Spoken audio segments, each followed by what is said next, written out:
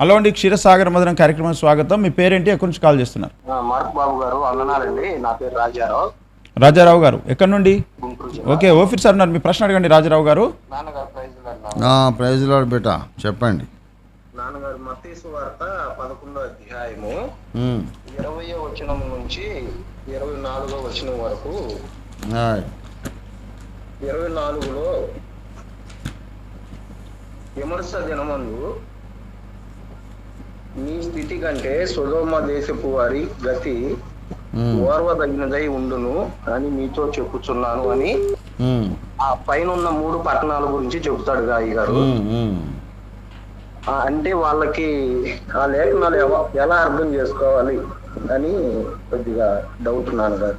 ఇప్పుడు విమర్శ దినమందు సొదొమ గొమొర్రాల గతి ఘోరంగా ఉంటుంది, వాళ్ళకంటే కూడా మీ గతి చాలా ఘోరంగా ఉంటుందని.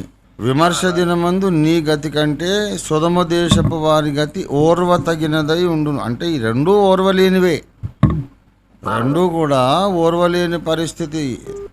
తీర్పు దినమున సొదొమ గొమొర్రాలు దేవుని శిక్షను పొందుతారు అప్పటి ప్రజలు.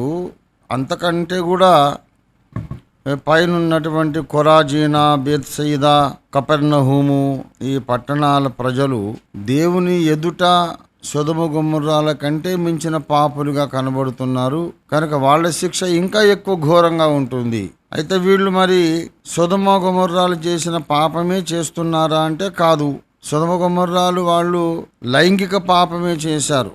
హోమోసెక్షువాలిటీ అండ్ లెస్బియనిజం, స్వలింగ సంపర్కం అనే పాపంలో ఉన్నారు వాళ్ళు సొదొమ గొమొర్రాలు. కానీ కపెర్నహూము, కొరాజీనా, బేత్సయిదా ఆ పాపం ఏం చేయలేదు. కానీ 20వ వచనంలో వారు మారు మనసు పొందకపోవుట వలన వారిని గద్దించాడు.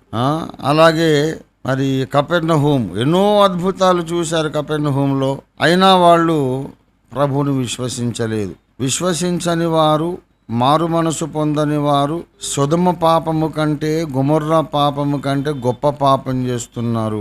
సొదొమ గొమొర్రాలకు విధించబడే శిక్ష కంటే గొప్ప శిక్ష అవిశ్వాసులకు, మారు మనసు లేని వారికి విధించబడుతుందని అర్థం. అది విషయం.